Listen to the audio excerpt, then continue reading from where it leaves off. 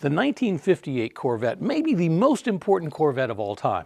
It's not because of the style, it's not because of the performance, it's about something that matters even more.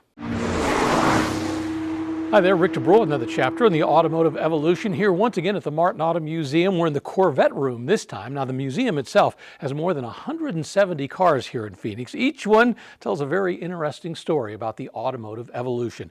And before we get to this 1958 Corvette and why it was so important, we need to take a step back and ask you to like and subscribe. And don't forget, if you have questions or comments, or you think I got something wrong, let me know in the comments down below. So, before we tell the story of why this 1958 Corvette is so important, we have to take a look at the history of the Corvette. Of course, it goes back to 1953 when the first models were produced. Now, who would have guessed that those initial run of 300 cars would start a line that would still be in existence today? And in fact, when you look at what happened in 1954, there's really a big question as to whether it was going to survive at all. I mean, they went from building 300 in 53 to more than 3,600 in 1954. But to be honest with you, that car was not received very well. In fact, they had an awful lot of the cars still sitting on the showroom floors for 1955, which is why in 1955, even though they introduced the V8 engine, which is what this car needed, well, guess what? They only made 700 of them that year. Now, one of the great things that actually helped was the fact that the Thunderbird came along in 1955 with much bigger sales numbers, showing that a two-seater could indeed do the job. So Corvette and Chevrolet stuck with it. 1956, 1957, they built even more. The cars were even better. By 1957, they were selling more than 6,300 Corvettes. But one thing was still lacking. There was one critical element to keeping the Corvette alive that wasn't happening. They weren't making a profit. Yeah, people liked the cars, they were interesting, the sales were growing, but they weren't making a profit. And let's face it, if you're going to keep a car line alive, you better start making money with it. It wasn't until this car came along in 1958.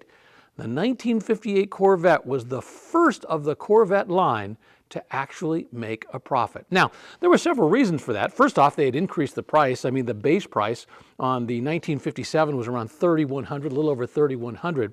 When it came time to introduce this one in 1958, they bumped up the price to about, well, $3,600 or so. So they were costing more money, and there was more money to be made. They also increased the sales numbers tremendously, nearly a 50% increase. They sold more than 9,100 1958 Corvettes, which is a really significant number. Interestingly enough, the following year, 1959, they only sell a smidge more, but 1959 would be the last year that they would sell fewer than 10,000 Corvettes for the rest of the Corvette run. But I go back to the point, once they started making a profit with the Corvette, well, from that point on, Chevrolet began to look at it as something not just as a halo car, something to bring people into showrooms. They looked at it as a car they could make money on and become a staple for the future of Chevrolet and, of course, for the Corvette enthusiast. Underneath, most of the changes were relatively subtle, more evolutionary, but there were an awful lot of changes on the outside of the 1958 Corvette. You have to look at what was happening in the automotive world in the late 50s, and, well, style was in, bling was in, chrome was in, and that's exactly what they decided to do with this 1958 Corvette. Give it a little bit more style, a little bit more flash. Perfect example is this chrome spear that runs from the headlights all the way to the base of the windshield. Just a little more style. They also added these fake hood louvers right here. They don't actually allow any air in, but it was another styling touch that they added. Looking down to these side coves that were painted in a nice two-tone color, which I think was about a $16 option. They added some more chrome sections right there. And then when you go to the back of the car, guess what? More chrome. Some people call these tusks. Some people call them spears, whatever you call them. They were a little extra bling added to them. I like the way the bumpers go, and they kind of wrap all the way around to the outside, which was new for 1958. Now, to be honest with you, everything was a little bit different about this car, including the length. This car was more than 9 inches longer than the 1957 edition. It was almost 2.5 inches wider, and guess what? It was also significantly heavier. It weighed more than 3,000 pounds, the first time that a Corvette had weighed that much, and as a result they had to make some changes to the rear suspension, add some radius rods so that they could make sure that it wasn't wiggling too much, as they used to say. Big changes up front. Of course, the most significant thing everybody notices are the quad headlights. They were now legal in all 50 states, and Chevrolet wanted to make sure they were on all their cars. And this grille right here, we call these teeth. In the previous year, they had 13 of those that went across. For 1958, they went to just 9. Now, some people prefer the, well, let's call the gentler look of the 1957. This is a toothier look, shall we call it. Whichever ones you like, well, there was definitely more style and more bling attached to this 1958 Corvette up front. While there were significant changes on the outside of the Corvette in 1958, not so much in the engine compartment. It was more evolutionary in terms of what they were doing. Now you have to remember, going back to those original Corvettes, the 53 and the 54, those used what were called the Blue Flame 6 engine, a 6-cylinder engine. The V8 came along in 1955, and by 1958 they were, well, refining it. Now, they were improving the performance for 1958. They gave a total of 5 different engine options, although every one of them was a 283 cubic inch. The only question was how it was going to be carbureted, how you were getting the fuel into the engine. The base engine was a 230 horsepower with a single 4-barrel carb on the top. The next bump up, if you wanted to go that way, was a 245 horsepower engine, and that was going to give you, well, 245 horsepower by using a dual carbureted setup. You could do the next level up, which was 270 horsepower from a dual carburetor setup, but that one had a special cam. Now, that was going to cost you an extra $182, and while it doesn't seem like much money today, an awful lot of people weren't going to opt for that. In fact, more than half of the cars that were sold, of the Corvettes that were sold in 1958, were using that base engine. Now, I said there were 5 options. There are 2 more to go. The 2 remaining engine options were both fuel injected. The base fuel injection engine had 250 horsepower.